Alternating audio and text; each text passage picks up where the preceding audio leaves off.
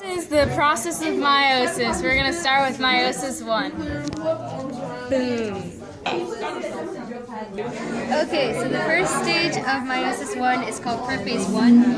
And so this is where the spindle fibers start to form, the centrioles start moving to opposite sides of the cell, and the nuclear membrane breaks down. This is also where a thing called crossing over occurs. This is where two sets of homologous chromosomes are crossed over and they produce genetically unique chromosomes, homologous chromosomes. The next step is metaphase 1. During metaphase 1, the homologous chromosomes are lined up in the middle of the cell by spindle fibers.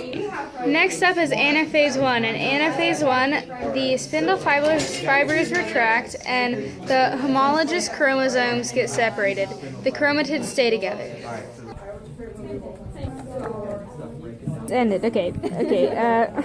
Go. Okay, so the last stage of meiosis 1 is called telophase 1.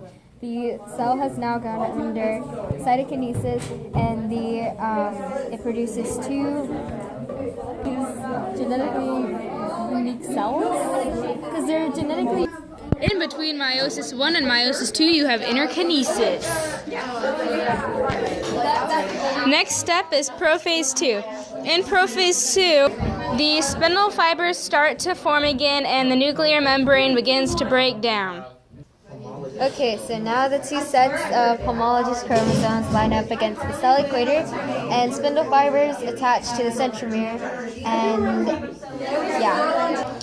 And then there is anaphase 2. In anaphase, the spindle fibers retract, and the sister chromatids get separated. The final step is called telophase 2. During telophase 2, the two cells undergo cytokinesis, and 4 genetically unique cells are formed. In females, the result is 1 egg and polar bodies, and for males, it is 4 sperm.